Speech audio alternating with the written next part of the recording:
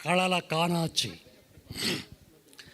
కళల కానాచి కరీంనగర్ జిల్లా ప్రేక్షకులందరికీ నమస్కారం. పాత్రికేయ మిత్రులకు, సమస్త మీడియా మిత్రులందరికీ స్వాగతం. కరీంనగర్ జిల్లా ఆది నుంచి కళలకు నిలయం. గొప్ప గొప్ప కవులు, కళాకారులు ఉద్భవించినటువంటి నేల మీ అందరికీ తెలిసిన విషయమే.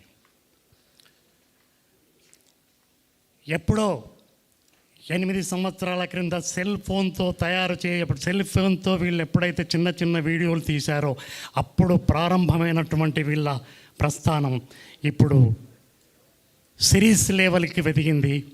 విజయవంతంగా సిరీస్ ఇది ప్రదర్శించబడుతుంది. అందుకు నిజంగా వీళ్ళందరూ ఎంతైనా అభినందనీయులు. చాలా కష్టపడ్డారు ఈ ప్రాజెక్ట్ చేయడానికి. ముఖ్యంగా డైరెక్టర్ శివగారు స్క్రీన్ ప్లే కథ అద్భుతంగా రాశారు. సినిమా లెవెల్లో ఇది సినిమాలాగా అనిపించింది, ఏదో సిరీస్ లాగా అనిపించలేదు. అద్భుతమైన, దీనికి పోటీగా నిన్న మొన్న 2-3 రిలీజ్ అయిన 7, 8 2 వేరే పెద్ద కమర్షియల్ సిరీస్. వాటికంటే చాలా గొప్పగా ఉందని చెప్పేసి నేను బయట టాక్ వింటున్నా. నిజంగా చాలా బాగుంది. అలాగే అనిల్ నిరంతరం కష్టపడ్డాడు, అద్భుతంగా చేసిండు, అద్భుతంగా చేయించాడు.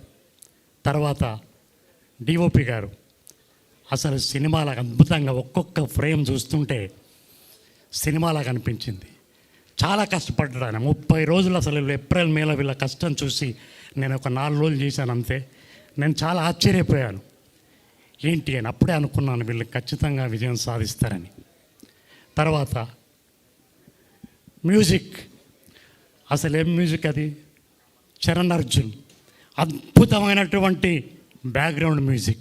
అసలు ప్రతి సన్నివేశానికి ప్రాణం పోసింది, ప్రతి ఆర్టిస్ట్ని ఆ మ్యూజిక్ నిలబెట్టింది.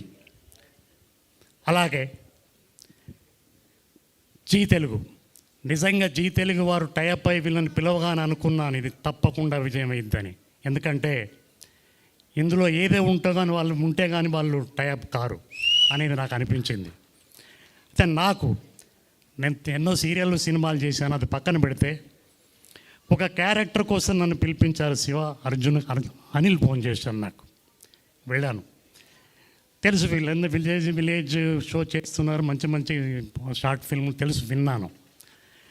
సరే మంచి అంటే జీ తెలుగుతో టైప్ అయి చేస్తున్నారంటే మనం చేయాలి, వీళ్ళ వ్యూవర్షిప్ బాగా ఉంది అని వెళ్ళాను. వెళ్ళగానే నాకు చూసి వెంటనే క్యారెక్టర్ సెలెక్ట్ చేశారు. నిజంగా చిన్న క్యారెక్టర్ ఏం లేదు. అసలు ఈ కథకే నేను ముసలం పుట్టించిందే నేను ఫస్ట్ లెటర్ తోటి. ఇక అది నడుస్తూనే ఉంది. మళ్ళీ క్లైమాక్స్లో 7వ ఎపిసోడ్లో దాన్ని విప్పదీస్తా. ఆ 2 సీన్లు అయినా కూడా మధ్యలో ఫోటోను వాడుకున్నారు. నాకు చాలా బాగా అనిపించింది. నేను 90s కొన్ని మాదాల రంగారావు సినిమాలలో లెంత్ క్యారెక్టర్లు వేసిన, కానీ అంతకంటే ఎక్కువ తృప్తి నాకు కలిగింది. నిజంగా మీ అందరికీ ధన్యవాదాలు. ముఖ్యంగా జీ తెలుగు పుట్టినప్పుడే 20 ఏళ్ళ కింద ఫస్ట్ టైం, అప్పుడు 2005లో జరాల్డ్ గారు డైరెక్షన్లో నిశ్శబ్దం అనే సినిమాలో మాంత్రికుడు క్యారెక్టర్ వేశాను. మొదట్లో నిశ్శబ్దం, పెద్దరికం. తర్వాత మళ్ళీ ఎందుకో 20 ఏళ్ళు వాళ్ళ సంస్థలు చేయలేదు. నేను మా టీవీ, ఈటీవీ, జమిని చేసుకుంటూ పోతున్నా. ఆ రకంగా మళ్ళీ నేను 20 ఏళ్ళ తర్వాత జీ తెలుగులోకి వచ్చే అదృష్టం కలిగినందుకు నాకు చాలా సంతోషంగా ఉంది. అలాగే మాది పక్కనే తిమ్మాపురం గ్రామం. అసలు మొట్టమొదలు నేను ఇక్కడి నుంచి ఫస్ట్ మద్రాసుకి వెళ్ళాను 1980లో. 43 ఏళ్ళ ప్రస్థానం. అటు ఉద్యోగం చేసుకుంటూ, గవర్నమెంట్ జాబ్ చేసుకుంటూ, అటు ఇటు ఇలా చేస్తున్నాను.